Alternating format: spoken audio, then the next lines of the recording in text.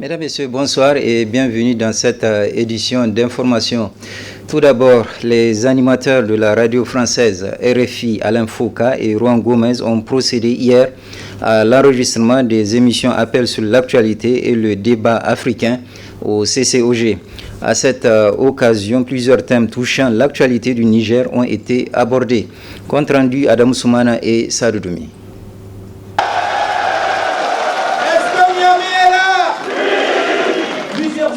Sur ce plateau. C'était là l'annonce de l'enregistrement du débat africain, une des émissions phares de la radio mondiale RFI à Niamey. Le processus électoral au Niger était au centre de ces débats qui a enregistré la présence massive d'un public essentiellement jeune, de quelques hommes politiques de deux bords et d'un constitutionnaliste pour répondre entre autres à la question d'Alain Foucault sur le crédit à accorder au serment du président de la République de passer le témoin à la fin de son second mandat. Il ne s'agit pas d'assurance, il s'agit de respect de la loi.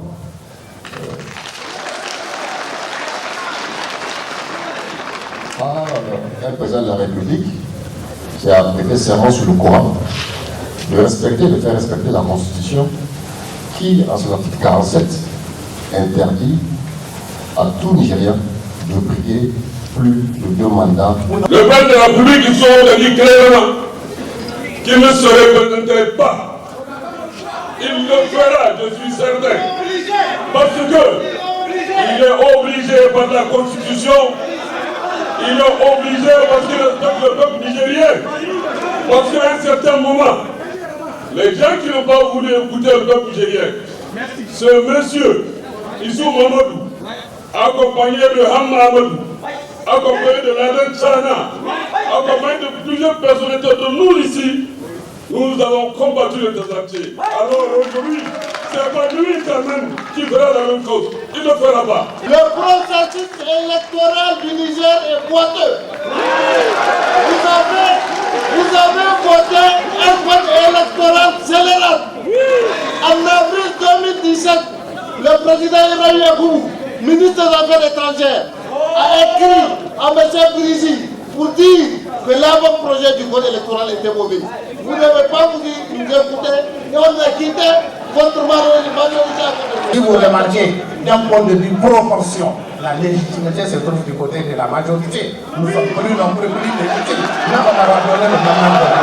Mais qu'est-ce que vous essayez de faire? Madame, je vais vous dire une chose. Massani Korone et tous les autres, nous sommes en démocratie. Ils peuvent aussi aujourd'hui créer le droit à la chaise vide. On leur consacre ce droit, mais on ne veut pas que ça continue. Pour ce qui concerne l'actuelle constitution, c'est vrai, même si le président de la République a réaffirmé sa volonté politique de ne pas faire un 3e mandat, sur le plan de l'écriture constitutionnelle, l'article 47, alinéa 1 et 2 sont très clairs. Le premier alinéa dit le président de la République est élu pour un mandat de 5 ans, il est rééligible une seule fois. Le deuxième alinéa dit en aucun cas, nul ne peut prolonger son mandat pour quelque motif que ce soit. Après l'enregistrement de 2 séries de 20 minutes chacune pour le débat africain, s'en est suivi l'appel sur l'actualité de Rouen Gomez. Se rencontrer, se parler. Appel sur l'actualité est à Niamey. Une émission qui a porté quant à elle sur les conditions de la tenue des élections générales à venir avec 14 invités au rang desquels le président de la CENI, le ministre délégué à la sécurité, un représentant du MNSD et un autre du MODEM F. Aloumana. C'est une erreur de dire que la commission électorale est monocolore. Personnellement, je défie l'intervenant d'avant moi de me sortir ma carte de militant PNDS ou susceptible de remettre en cause mon indépendance vis-à-vis de tous les partis politiques de ce pays. Il peut brandir ici sa carte de militant du PNDS. Moussa Harouna est là, s'il est objectif, il va vous le dire, il est bel et bien du PNDS. Chacun le sait au Niger. Le vice-président est PNDS. Alors, le rapporteur ministre est PNDS. Nous allons boycotter parce que nous ne sommes pas là pour faire de la figuration. Nous sommes là pour aller aux élections et les remporter. Et nous ne sommes pas là pour faire de la figuration ni au CNDP, ni à la CENI. Monsieur, ils vont aux élections pour les emporter. Donc, tant qu'ils ne les emportent pas, ils ne vont pas aux élections. C'est très clair. Je crois qu'on ne peut pas être plus clair que cela. Maintenant, Dire que la CENI est monocolore ou qu'elle n'est pas indépendante, c'est totalement absurde. La loi fixe les règles, il appartient aux acteurs de savoir comment jouer ces règles pour conquérir le pouvoir. Chacun a sa manière de conquérir le pouvoir en utilisant le vote, en utilisant les dispositions réglementaires. Ainsi, c'est à un débat riche et intense que le public niamien a eu droit à travers le premier enregistrement de 2 émissions phares de RFI sur le processus électoral au Niger. Le second enregistrement portera quant à lui sur la situation sécuritaire et celle scolaire au Niger. Ouverture ce matin à l'hôtel Bravia de Niamey de l'atelier national conjoint de planification humanitaire et plan de réponse pour les réfugiés au Niger. Cet atelier est organisé par la coordination humanitaire des Nations Unies. Harriet Salah et Abokal Souley pour le compte-rendu.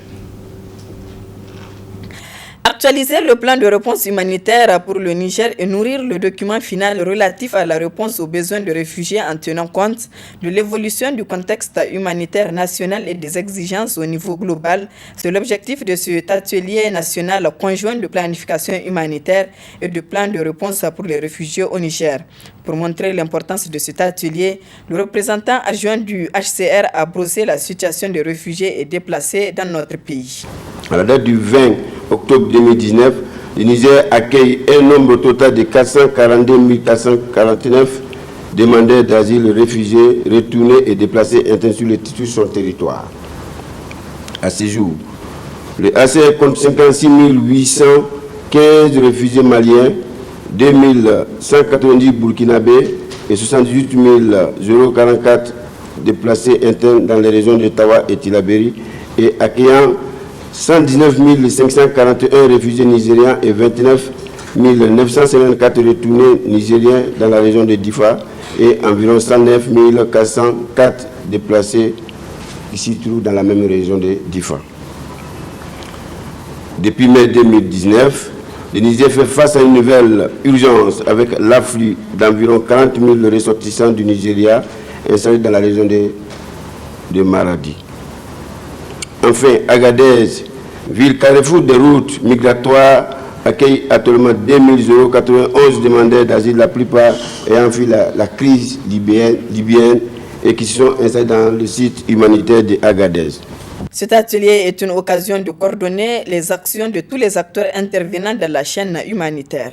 Cet atelier est aussi une occasion de travailler ensemble sur l'analyse des crises multiples qui affectent les populations, de discuter et de nous accorder sur leurs causes et leurs conséquences, sur la qualité de nos approches et sur les résultats auxquels nous voulons aboutir. L'exercice auquel nous sommes tous conviés au cours de ces 2 journées d'échange consiste à revoir les estimations et les priorités sur lesquelles nous nous étions accordés dans ce même cadre il y a 1 an. Sur la base des données collectées par les clusters et les différents groupes de travail au niveau national et de l'évolution cette année de la situation humanitaire au Niger. Nous devons tout aussi tenir compte plus que par le passé de l'apport d'autres acteurs, notamment dans les domaines de la résilience, de la consolidation de la paix et du développement. Le représentant du Premier ministre, le ministre de la Santé publique, a dans son discours indiqué que le gouvernement nigérien attend de cet atelier de conclusion consensuelle. Je voudrais d'emblée préciser que le gouvernement attend beaucoup de conclusions du présent atelier. Nous souhaitons tout aussi vivement que vos réflexions tiennent compte des actions prévues par d'autres acteurs sur le terrain et qu'elles s'insèrent parfaitement dans les stratégies sectorielles du gouvernement. C'est vous dire que les attentes sont élevées et sont à la mesure des défis et des problématiques que vous aurez à connaître de jours durant. En effet, ce sont vos conclusions consensuelles, notamment les objectifs stratégiques spécifiques sur les chiffres de planification et sur les éléments clés de la réponse par secteur qui alimenteront le plan de réponse humanitaire et la planification de la réponse aux besoins spécifiques des réfugiés au Niger. Il faut noter que cet atelier intervient dans un moment où le Niger connaît une détérioration de la situation humanitaire et une augmentation des besoins de populations affectées.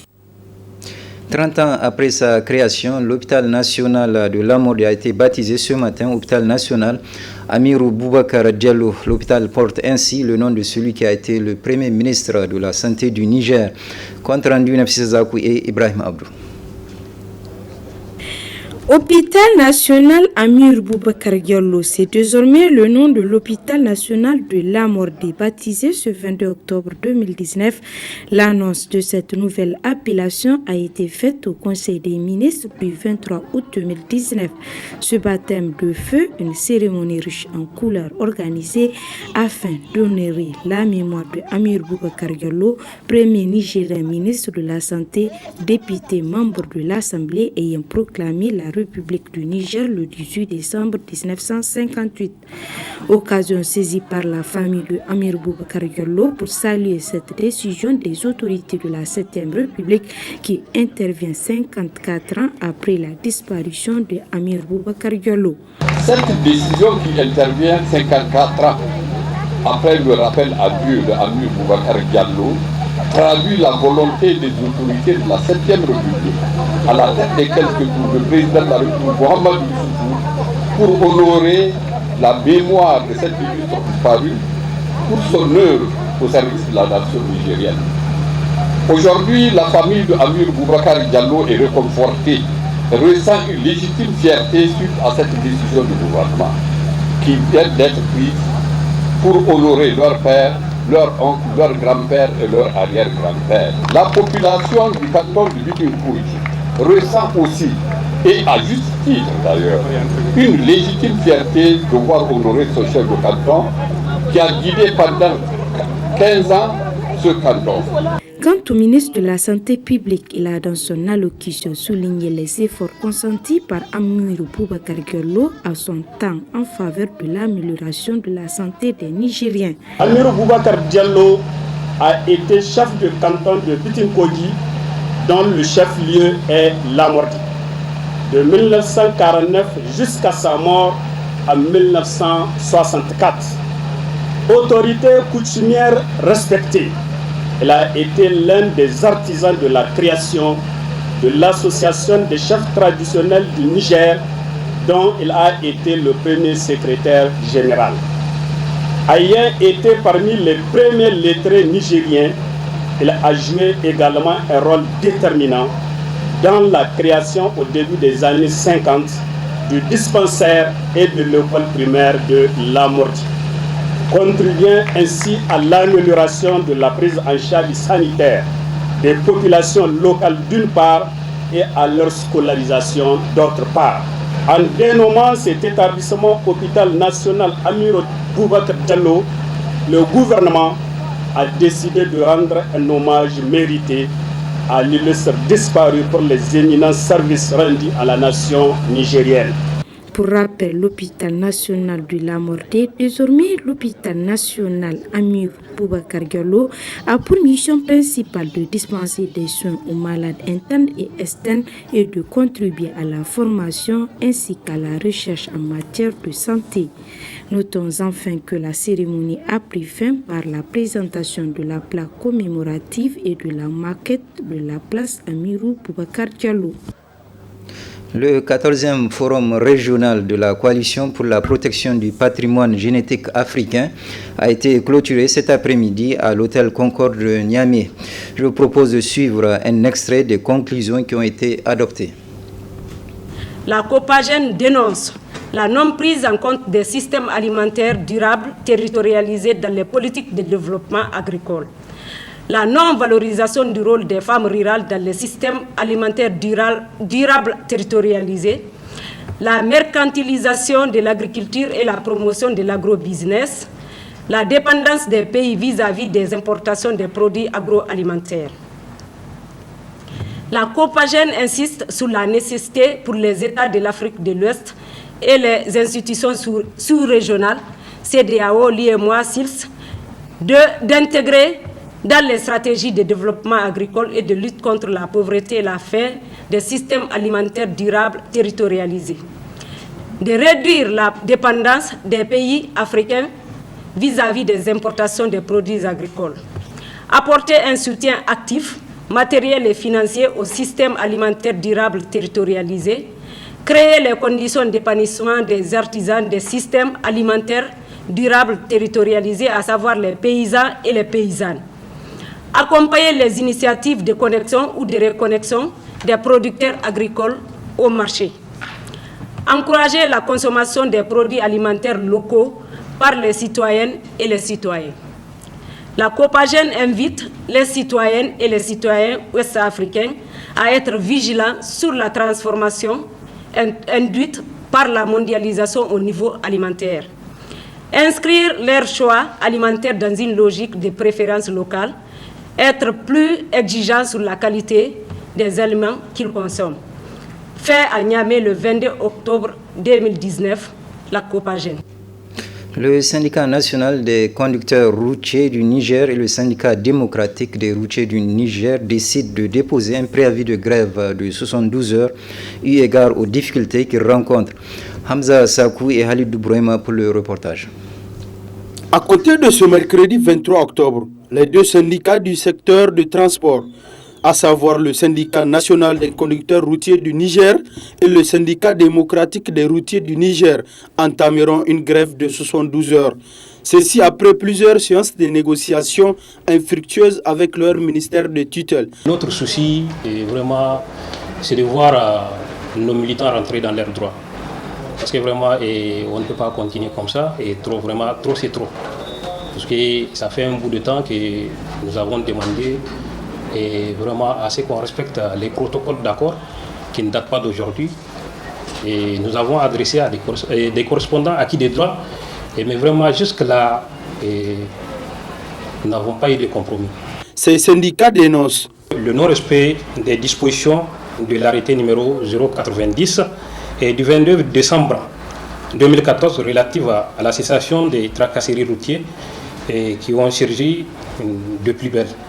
Le deuxième point est la non-prise en compte des deux plaintes en date du 06 mars et du 29 août 2019 adressées à M. le directeur de la police nationale contre les habits dont font montrer les agents.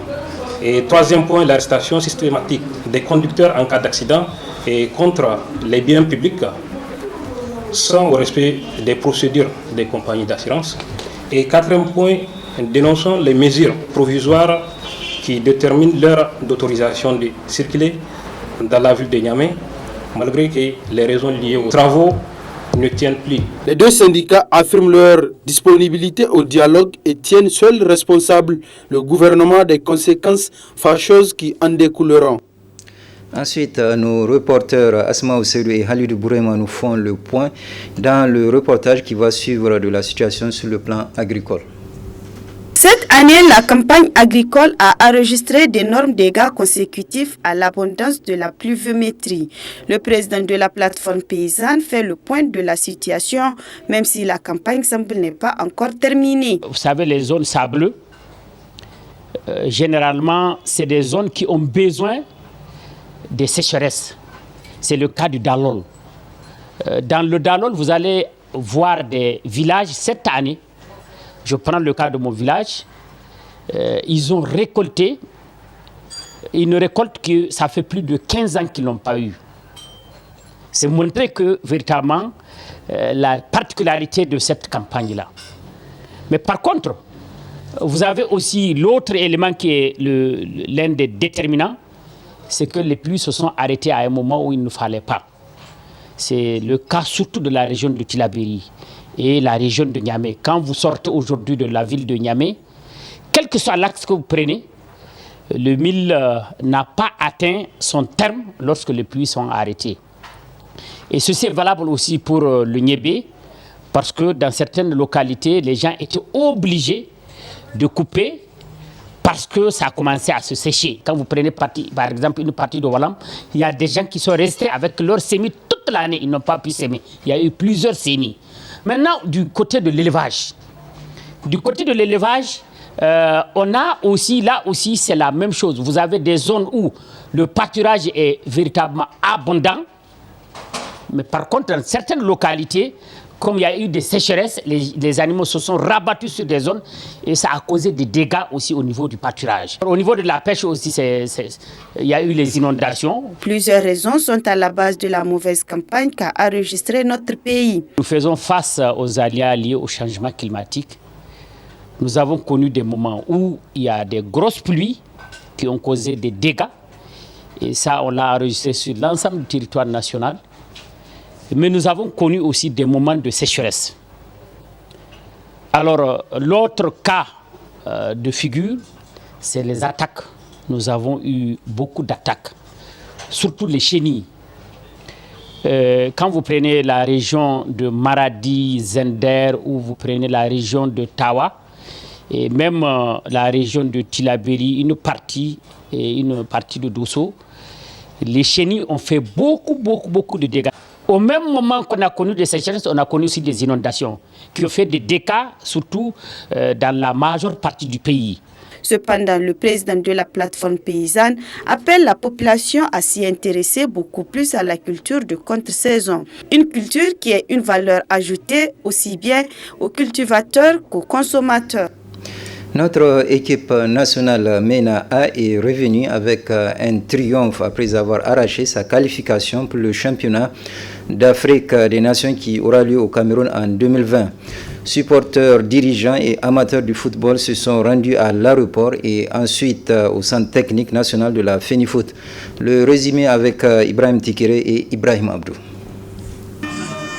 Après un accueil triomphal à l'aéroport international Djori Hamaïn de Niamey, la délégation du MENA APRIM, accompagnée des supporters, s'est transportée au centre technique national de la FENIFOOT. Sur place, des chanteurs et des fans du MENA, très heureux de la qualification de leur équipe au CHAN 2020.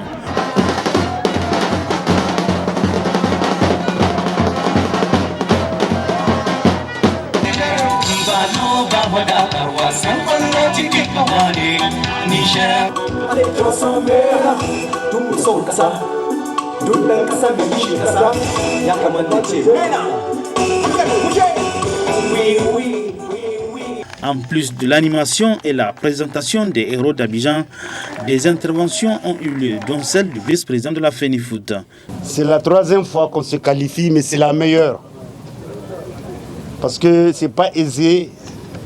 Il n'y a personne qui croyait qu'on pouvait aller en Côte d'Ivoire arracher une qualification. Les choses faites. Je dois remercier le staff, les joueurs et tous les supporters qui, de près ou de loin, puisque le premier capitaine du MENA, qui est hors du Niger, a envoyé un message pour remercier les joueurs, les féliciter et les encourager. Pour son retour à la tête de la BAC technique nationale du MENA APRIM, Harouna Doula obtient une qualification à une phase finale du CHAN. Maintenant, on va aller dans le championnat. La possibilité de découvrir d'autres joueurs à même de venir renforcer cette équipe, ce groupe déjà qui est là. Je pense que ce groupe, depuis sa mise en place, a évolué, a changé au fil des matchs. Bon, on va garder l'ossature, mais si on a des possibilités de l'améliorer, je pense qu'on ne va pas le rater. Nous allons nous inscrire quand même après 3 participations à cette logique.